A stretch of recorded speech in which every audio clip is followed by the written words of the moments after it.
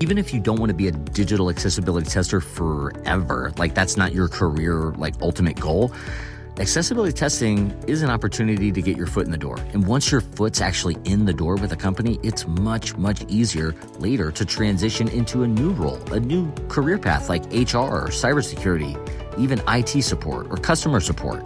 The Certified Accessibility Tester program is a vocational rehabilitation job training program that results in 2 certifications. And if you get trained, you get certified, you get a job.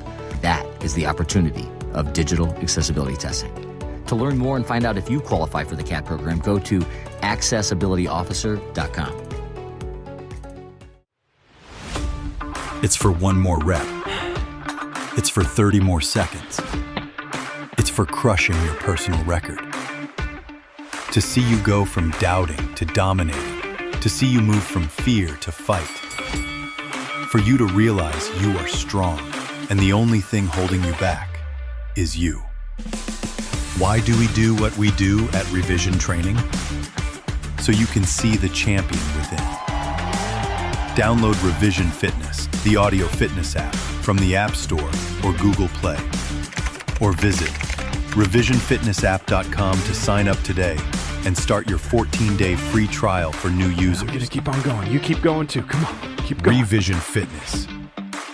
Let's change the way we look at it.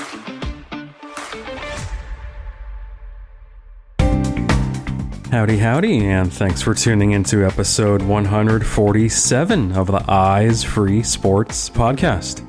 This is Greg Lindberg. Here on this episode, our guest is a young lady from the great state of Nevada, and she is a very accomplished endurance athlete, mother of 2, longtime advocate for the blind and visually impaired, and a content creator. And I think you'll really enjoy her story here. So let's go ahead and hit the track and get running toward episode 147 of the Eyes Free Sports podcast. All right, so joining me here on this episode of the podcast is Terri Rupp.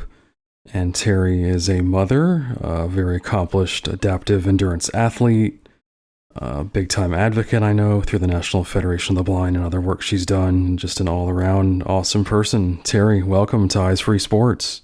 Hi, good morning. Well, good morning from Las Vegas. Definitely. Yup. Sin City, right? That's right. It's hot out here. Oh, yeah. I'm in Florida where we have the humidity and you're out there with the dry heat. So definitely quite a disparity, I'm sure, in our climates right now. For sure. But really excited to have you on. I know it's been a bit since we last connected, so glad to reconnect and finally get to record here. It's a pleasure. So happy to be here. Thanks for reaching out and connecting with me. Absolutely. Yeah. So why don't we kind of start from the beginning, which is something I usually like to do with my guests. From what I understand, you had a pretty unique childhood, right? Yeah. So I guess we could rewind all the way to the beginning. I was born in a refugee camp in Thailand. My parents and my family and I immigrated to the United States just before I was 2. And right around that time, just after getting to the US, my parents started noticing there was something wrong with my eyes. So not knowing the language or anything, they had family members who speak English who went with them to different doctors up and down California to try to figure out what was wrong with me. They were told that I would eventually lose all my eyesight. They were told that my eyesight would correct itself. And growing up, I never knew what my eye condition was.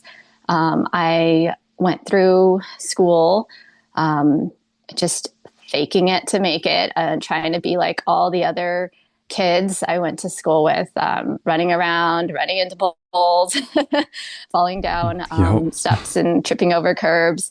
And using large print and not really knowing how to advocate for myself, pretending that I could see and just really struggling. But and somehow, it's still a really happy, joyful childhood. My parents, being from Southeast Asia, I grew up nobody ever really talked about my blindness. It was more, oh, Terri can't see, but I was still treated like my siblings. I rode bikes and played with all my cousins and went swimming and things like that, and helped in the kitchen, always in the kitchen. So that was my childhood. Right. And then what exactly is your eye condition? I have an eye condition called optic nerve atrophy, and I have generously gifted it to my daughter. So optic nerve atrophy basically means that my optic nerve has atrophied and is continuing to atrophy. So as I get older, my optic nerve just dies a little more and more. And interestingly, last year, my daughter started asking more questions about optic nerve atrophy and if there's been any medical advances since I was young. So we went to see a new specialist, an optic neurologist in the Moran Eye Center at the University of Utah, and met with a genetic counselor. We did some genetic testing, and we found out that we have a rare genetic mutation that started with me called OPN1. And this also affects not only my optic nerve, but my auditory nerve and balance and neuropathy. So this, after having those the test results come back, it just really connected a lot of dots, because I have always had really bad balance and have recently started having some hearing loss, and thought that was because of some ear infections and a busted eardrum. Wow. So it was, no pun intended, a bit of an eye-opener kind of learning that. Yeah. But also kind of verified, it sounds like, some of your concerns or things you were experiencing. Yes, definitely. Right. And I'm curious, just having a daughter with the same condition, have you kind of been able to share some of your journey with her? How has that dynamic kind of worked? Yeah, it's really interesting. I'm able to see myself in her and her development, and as she loses more eyesight, as a mom who's been very active in the blindness community, she's able to see what I can and can't do, and it has been she's been exposed to a lot of the things, especially in the National Federation of the Blind and all of my friends, and has a lot of positive blind role models. However, because I am mom, she doesn't want to hear what I have to say. So I get to pick my battles with her. I'm finally done with the battle of using Braille. She uses Braille in school. That's something that I never got. She's uses it in all her classes. But the cane is something that we still work with. She still has a lot of residual eyesight at the time, at 15 years old. So I feel like sooner or later she'll walk into enough poles and fall down enough stairs, and she'll realize that the cane is a tool. Exactly. Yep. I think back to my middle school self and, my first O&M instructor, yada, yada, yada, not wanting to, accept the cane, and I did self-identify, etc. So can definitely relate. Yeah, nobody wants to be different when they're 15. Oh yeah, especially at that age. Exactly. Yep. So as far as your education, talk to me a little more about your educational journey. Well, I went to school in California. I grew up in California, and when I was going to Sac State, realized that I wasn't making it. All of my faking it to making it was just really causing me to just be really exhausted, staying up all night trying to finish my schoolwork and read. I had my large print books under my CCTV, and I remember working at the Sacramento Society for the Blind and trying to read my books with one of those high-powered lighted magnifiers, and my coworkers thinking that I had fallen asleep.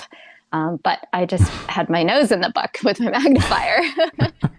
So I took time off. I decided that I really wanted to figure out a way to be more successful, and what I was doing wasn't working. So I took time off of school. I went to get my blindness skills training at the Louisiana Center for the Blind. And then I moved to Las Vegas immediately after that and finished my undergrad in sociology at UNLV.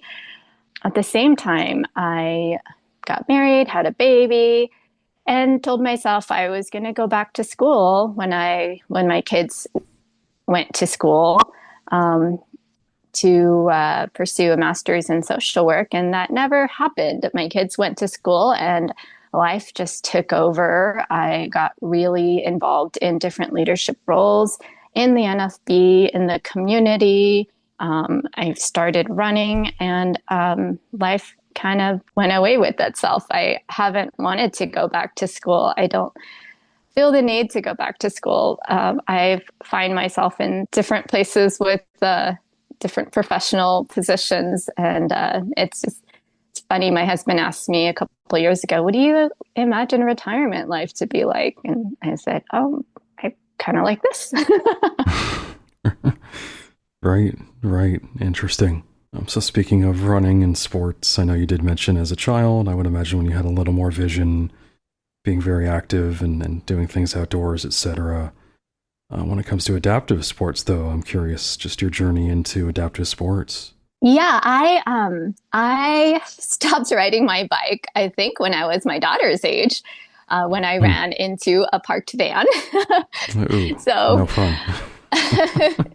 that was the last time I independently rode a regular bike. I've always really enjoyed outdoor recreation, swimming, things like that, but I've never really felt comfortable doing much on my own. I had a bucket list dream of one day running a marathon.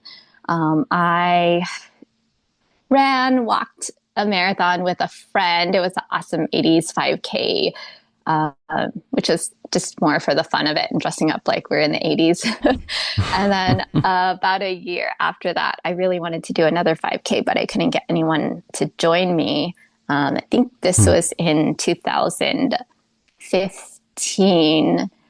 So I signed up anyway, and I decided I would just follow the crowd. I still had a lot of usable eyesight in 2015. And I followed a group of people wearing bright red shirts, and then I was feeling great, and followed group of people wearing bright blue shirts. And then all of a sudden it got really quiet, and I realized I wasn't on the race course anymore. So turned around and found the race course, found more people to follow, and finished that 5K. But I always wondered, how am I going to run a marathon if I get lost on just doing a 5K? So I, a couple of years after that, heard a speech at the NFB National Convention. It was Jason Romero who had done a cross country run, and talked with Jessica Beecham from Colorado, and she told me about Achilles International and how there are other groups who run as sighted guides, like United in Stride. And a couple months after that, I had my friend Becky Andrews come to speak at the NFB Nevada State Convention. I was president of Nevada at the time, and she was also a blind runner. And that same weekend was the weekend of the Rock and Roll Las Vegas Marathon. So I definitely was just feeling the FOMO, wanted to be a part of that race weekend. And a few weeks after that, I got a call from a guy named John Sterling, who read an article in Runner's World about a blind guy who ran the New York City Marathon and wanted to get involved, wanted to be a part of Achilles. So he called Achilles International. They told him that he could start a chapter, and looking for blind runners, he called me because my phone number was listed for the NFB of Nevada. And so the rest is history. I've been running marathons and ultra marathons ever since then. And in early 2020, right before the pandemic, my husband and I got our hands on a tandem bike. So we have really enjoyed spending time doing long distance bike rides. We participated in a organized group ride that Achilles Utah put together, where we rode 165 miles in 5 days from Salt Lake City, Utah to St. George. And then we ran the St. George Marathon. For my 40th birthday, we rode from pretty much the Badwater 135 route, the world's toughest foot race. But we rode it backwards. We rode it from Whitney Peak Portal to Badwater. We were a couple miles short of 135 miles because a crazy windstorm came when we were going down Badwater Road. But it was still about 130 miles across Death Valley on a tandem bike. So yeah, I really love running, bike riding, paddleboarding, hiking, camping, all sorts of outdoor rec. Absolutely. Yeah, that's quite a resume, I must say. I'm definitely curious, how do you prepare for whether it's a marathon or the ultra marathon or one of these, super intensive events? Just consistency. I think that's my most simple answer I can give to anyone who asks that question. Consistency. Get up and move every day, whether it's just walking a mile or two or running a long run. Consistency, hydration, fuel, and having a good support team. Right. Yeah, I think that's a great point that, folks, especially in the endurance sports, you can't just all of a sudden pick up and get off the couch and do one of these events. There's so much that goes into it. Consistently, working on your body, your nutrition, etc. Mm-hmm.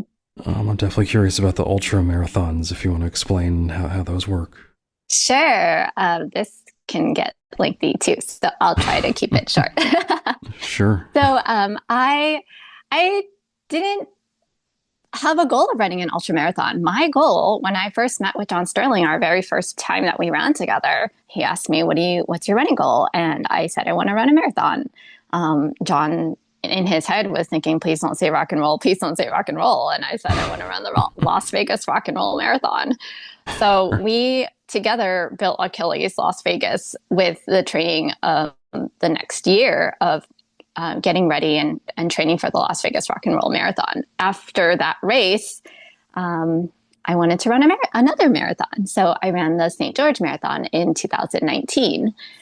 And a couple months after the St. George Marathon, there was a local race that's held here every February. It's called the Jackpot Ultra Running Festival.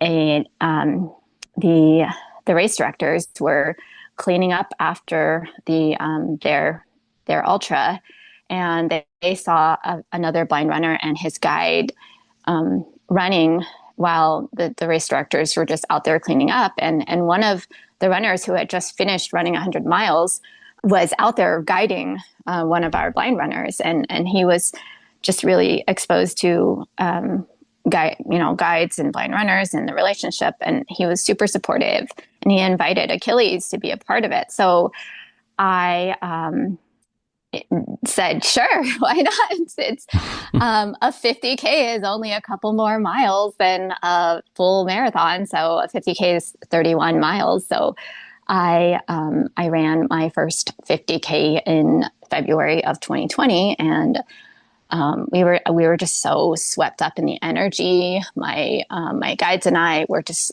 we had so much fun. So we signed up for a 24-hour race in May of 2020 called Nanny Goat in Riverside. But then, of course, the world shut down, all races shut down, and we decided to do our own race. I live in a super small, quiet, gated community where there's barely any traffic at all. There's only 221 houses, and a loop around the community is 1.1 miles. So we put on our own 24-hour race. We called it the Monkey Goat because we're just monkeying around. My garage was the aid station, and we had a great time, and we finished 54 miles in 24 hours. So I thought, wow, that was really cool. That was really fun. If I can do 54 miles in 24 hours, what could I do in 48 hours? So the next year, I signed up for Jackpot again, and then they decided to open it up and expand it and make it a 72-hour race. And I said, whoa, I could probably do 100 miles in 72 hours. So my friends and I started running and training. But of course, pandemic restrictions pushed the race back from February of 2021 to April of 2021. And my friends and I, we were like, well, we're already, trained for 100 miles. Let's just do it anyway. So we did it anyway. We ran the 1.1 mile loop in my neighborhood. Guides came and went and helped me get through 100 miles. And we called it the Crackpot 100. And Very clever. I finished my first 100 miles as an unofficial race. And when the real jackpot came around in April, I said, well, this is awesome. I already know I can do 100 miles. I'm just going to be here and loop the park and have fun. I don't have any major mile goals. If I get 120 miles, then that's awesome. I'm here for the fun of it. And the ultra running community is just incredible. Everybody's just so great. It's an ultra running family. And on day one, I met a famous ultra runner who runs in a jester outfit. His name is Ed. And he asked me what my goal was. And I said, oh, I don't know, maybe 120. And he threw out 135. I had no idea what 135 signified at the time. So the morning of day 3, when we were just finishing up the 72-hour race, my guide hadn't gotten there yet. So I was walking with Ed and a couple other people. And I asked him, Ed, why did you say 135? And he said, oh, have you heard of the Badwater 135? I mentioned Badwater a little bit ago. The Badwater 135 is a race in July, starts in Badwater Basin in Death Valley and runs across Death Valley. And the end is at Whitney Peak Portal. Whitney Peak, Mount Whitney is the highest point in the continental U.S., and Badwater is the lowest point in the continental U.S. And he just sparked my interest. He lit my fire about Badwater. And Ed said, Ed is just one of those people who he's just super supportive and motivating. And he said, Terri, you can do it. And I was like, wait, what? And he said, yeah, it's road. It's completely on road. You can do it. You're here. You've already done 100 miles. And you can do it.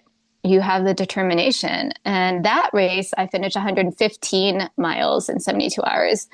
The following year, I finished 150 miles. And I've since then had my sights on Badwater. Unfortunately, this year, they've changed their race requirements. You can't just sign up for Badwater. You have to have a pretty extensive running resume where you have to run 4 100-mile races. And their website now literally says no short loop ultras. So I've done a bunch. I've done 4 short loop ultra 100+ mile finishes, but I get to start over with my on my road to Badwater this October with my first non-short loop ultra. I'm running the Pony Express 100 in Utah. Nice. Wow, that's amazing. Cannot imagine. I've definitely been a recreational athlete in my life. So endurance folks, especially the ultra endurance, it's like, wow, makes my head spin when I hear some of those numbers. In terms of guides, I'm sure you've had a number of guides over the years when it comes to running, and I'm really curious just about the relationship with the guide and what makes an effective relationship with that guide.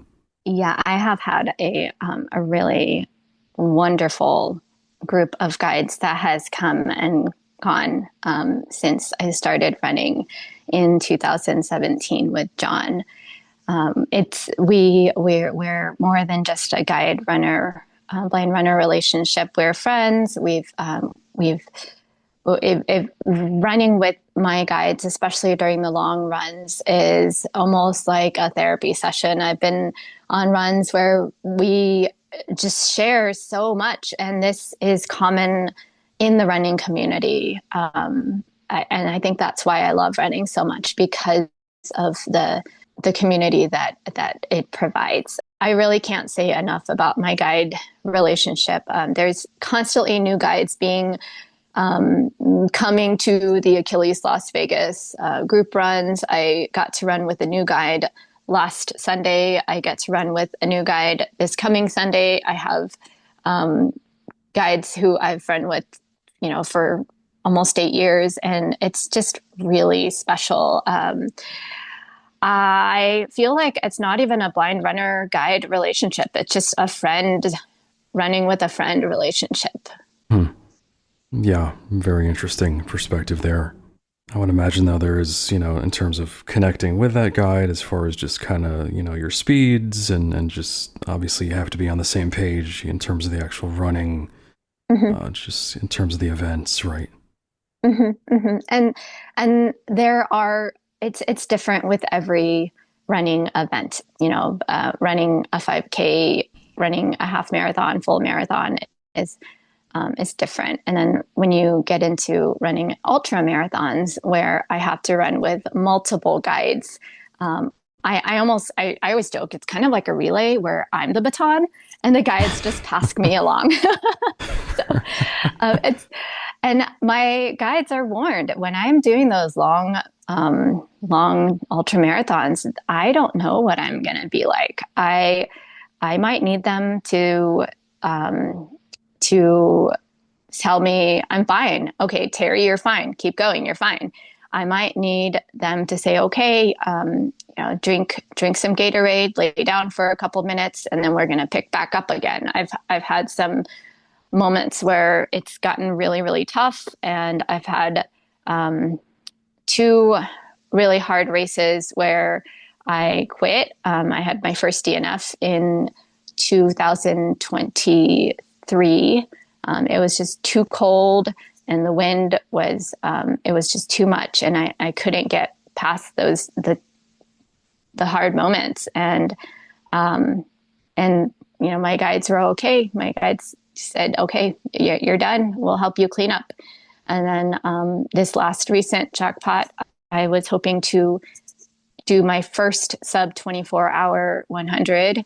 And I just ran into a lot of gut issues. My stomach was not feeling well after 12 hours of running. And I called it quits. I decided I was done. I told my guide that was showing up at 5 a.m. that I was done. She didn't need to show up, but I really struggled with that later. It's taken me months to tell myself it's okay, but I should have just let her come anyway, and I could have slept a couple hours, rested, and then kept going. But and so there's a lot with when you venture into the longer distances. Your guide isn't just your guide. There's just a lot in ultra running. Right. And just also recognizing your body, like you're saying, kind of how your body's reacting or responding, and trying to be responsible as well. Yes. Yeah. Great points. Yeah. In terms of tethers, talk to me about your experience with tethers. Do you have a preferred type of tether that you've used? I have a tether that Becky gave me from a friend of hers who makes tethers. I think her name on Instagram is My Guideline Tethers. I'm not exactly sure. Her name is Shannon, and Becky sent it to me when I first started running, and I've been running with the same tether. They are really like comfortable nylon material with the elastic on one end. And I've continued to order a bunch more tethers to give as gifts to other friends who have gotten started into running. And I love that I still have the same exact tether that I was given by Becky back in 2017. Yeah, that's pretty durable too, it sounds like. Mm-hmm. And is that a hand tether? It's a hand tether. Yes, it's about 18 inches with loops on either end. So you can put your wrist through it or pull it all the way up to your elbow or hold it, just depending on how you want to hold the tether. Interesting. Yeah. And I'm curious, have you tried waist tethers at all? I tried it once and I just didn't feel comfortable. I felt like I had more control with the hand tether. I've also done the single file with a hiking pole with trail running with guides, where my guide holds one hiking pole and I hold the other end, and they're in front so I could feel as they're stepping up and down. And then I have another hiking pole in my other hand helping me with balance. So I have experimented with that too. That's right. Yeah, definitely not quite as common, but has been used. Yep. Then I also understand you do have a running guide dog too, right? I do. I got Trinket from Guiding Eyes for the Blind last October. Our anniversary is actually White Cane Day. So nice. Ironic. I was paired with her on October 15th. So we are a really great working running team. She loves to run. She just has her happy pace face where her ears are bouncing. And sometimes I wonder if her tail and my ponytail swing in sync because she is just a really great running partner. That's awesome. Yeah. And I'm wondering how far, what's her kind of maximum distance that she would run at one time? So it's recommended that these running dogs don't do more than 6 miles. So about a 10K. Trinket and I have run regularly done about a 10K in the spring before it started getting really hot in the summer. We were averaging about 30 miles a week, where we'd split it up just five or 3 to 5 miles a couple times a day, a couple times a week. Sorry. But when the heat came, she has not been doing very well with heat. Plus, you don't want to work your dogs in 100+ degrees anyway. So that's where my treadmill comes in handy. I want to prolong her longevity of the time that she's able to work. So I don't want to push her with how far she wants to run or how far she can run. So she's more of my daily maintenance running guide. And then long runs are done with actual human running guides. Right. Gotcha. As far as like goalball, beat baseball, blind soccer, hockey, have you had the chance to play any other adaptive sports for the blind, or would you have any interest in trying other sports? Have not? No, I have not. I have this strange fear of balls because when I was a kid, I got hit in the head so many times with balls. I'm sure that's really common with kids who can't see. So I'm not much of a ball sport person. And it's really funny because my dog Trinket doesn't really like balls either. And she's a lab, and most labs love balls. So we are a perfect pair together. I haven't really, I don't follow ball sports. I don't watch sports on TV. I've never really wanted to try it. They sound really fun. It sounds like a really great community. I have a lot of friends who play goalball and beat baseball. What I want to do is cross-country ski. That's my next sport I want to try. Nice. Yeah, I've never had the chance to try that either, but it's on my list. It sounds like a ton of fun. Yeah, and it's an endurance sport, so that's right up my alley. Exactly. Yep. I'm sure you could just, get on those skis and then go like that with all your experience. Yeah. So I know you have alluded to a lot of work with the National Federation of the Blind, the NFB. So just talk to me a little bit more about some specific roles you've had in that organization. I have quite an extensive NFB background. I joined the NFB 20 years ago and went to an NFB training center. I have won one of the NFB national scholarships. I've served in so many different leadership roles on so many boards of the National Organization of Parents of Blind Children, the National Association of Blind Students. I was president of the National Federation of the Blind of Nevada, and I was also on the national board for 2 terms. So a couple years ago, I decided that I was really spreading myself way too thin. We had some health things we were working with in our family, and I decided to pull myself back a little bit from giving myself to the blindness community, and just pull myself back into dedicating more time to my family to get through some of the health things going on in the home. And then in the last 2 years, just really enjoyed just being here and being mom.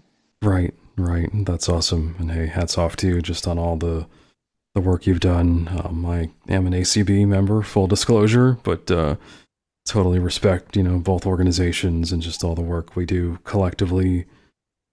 So just kudos to you on all those achievements and the hats you've worn there. Thank you.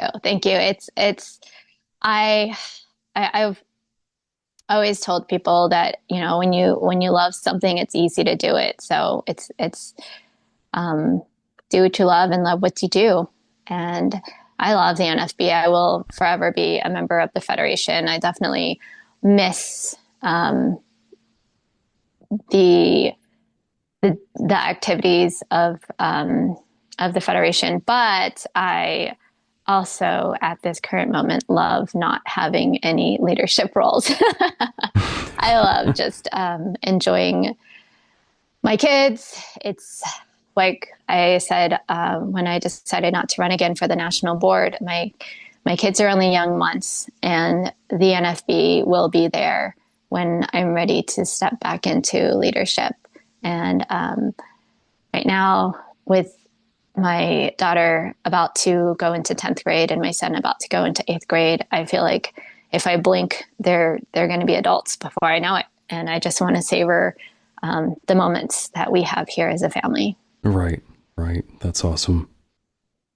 So I understand that you created this blog, Blind Mom in the Burbs. I'm really curious about that. Blind Mom in the Burbs was started in 2012 when I had a 2.5-year-old and a 6-month-old. And it started with a text from my friend, Jessica Reed from Virginia, who is also a blind mom. She wasn't at the time. And she texted me. She said, my sister and I were talking about you, and we were wondering how you do it as a blind mom in the burbs. I've always really enjoyed writing. So I started just writing and sharing how I do it, my journeys, parenthood. And then I started blogging about our adventures with optic nerve atrophy when my daughter was diagnosed. Last year, I retired Blind Mom in the Burbs. I haven't published anything since last June. Leading up to that, I was writing less and less blogs. I was starting to post more on Instagram. I was starting to write more about my running journey. And then with my kids turning into teenagers, I didn't feel like it was appropriate for me to write about them anymore. I now ask them permission if it's okay if I post things about them and photos, since they have their, they're going to have their own footprint in social media.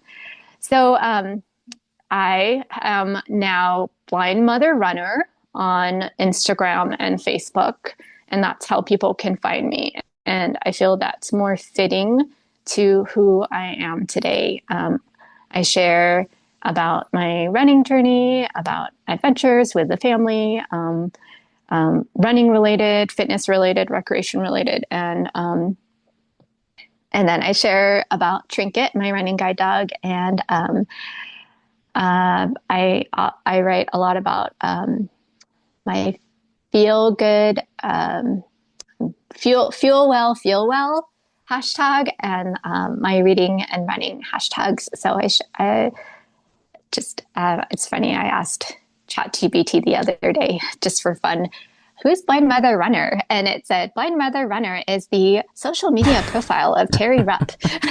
A little scary, right? Yeah. Nice. I definitely sense your creativity and just kind of the cool little, terms and names you've come up with for your social media and different things. So as a writer myself, I really appreciate that. Thank you.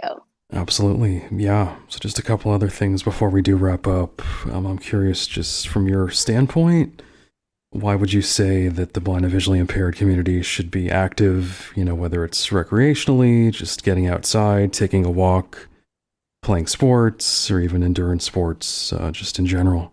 I think it's even more important for us in the blind and visually impaired community because of the fact that we are so often not included, especially if we grew up as children with blindness. So many people are not given the opportunity to play those ball sports or introduced to adapted sports like running or tandem cycling or any one of those adapted sports. It's I'm a big health nut and fitness nut, and sadly, I don't know. I can't give you the exact statistics, but so many blind people are overweight, and so and diabetes happens to be one of the leading cause of blindness. And if we could just get up and move our bodies, whether it's doing some sort of sport or walking or running, that could just help get us into a more healthier space. This could just be a whole nother podcast in itself on why it's so important to move our bodies and find some sort of physical activity that you enjoy. Within the disability community, it's all too common for people to just sit or to be told to just sit there. And I think I love seeing people out there and active. I love seeing kids moving and active, and whatever it might be, whatever your thing might be. I think it's super important to get out there and pursue it, because it's the best thing we can do for ourselves is to live a happy and healthy life.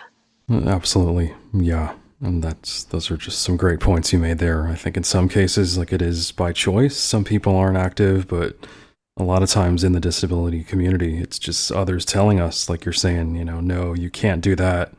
You have to sit on the sidelines. We don't know how to accommodate. The list goes on. So yeah.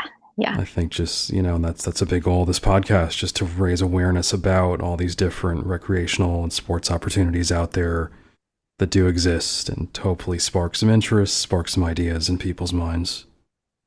Yeah, I could have said that so much better, and you say it so much better. Definitely not. No, you very well spoken. Cool. Then before we wrap up here, I did want to give you a chance just to mention any resources. I know you did mention your Instagram, if you want to mention the Instagram and Facebook handles again, and any kind of resources in terms of websites and that you've used maybe over the years as a runner. If anyone wants to get in touch with me, they can find me on Instagram or Facebook via Blind Mother Runner, or directly send me an email at terri.rupp@gmail.com. I'm happy to connect with anybody and answer questions about about running, or how to get started as a blind runner, get connected in the running community in their area. I run with Achilles. So Achilles International has chapters all over the world. And I also, last year, finally signed up with United in Stride. I don't know why I waited so long, because since then I've met some amazing guides on United in Stride. And United in Stride is another platform that connects blind runners with sighted guides. Also, in addition to running, there you can look for somebody to walk, hike, tandem bike, or do triathlons with. So, and if you don't have an Achilles chapter or can't find a a United in Stride guide in your area, then you can always just reach out to local running groups like running stores and things like that. So I'm always happy to chat about how to get started in running. Excellent. And as always, I'll include all that info in the show notes for folks to have there too. Perfect. All right. Well, again, our guest on this episode has been Terri Rupp. And Terri, just want to thank you so much for your time. Thanks so much for joining the conversation here. Congrats on all your achievements, and just look forward to following your journey and your continued success. Thanks, Greg. Thanks a bunch. Absolutely.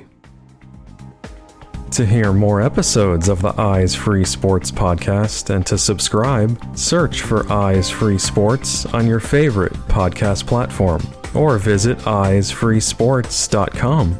Be sure to follow the Eyes Free Sports podcast at facebook.com/eyesfreesports and on Twitter @eyesfreesports.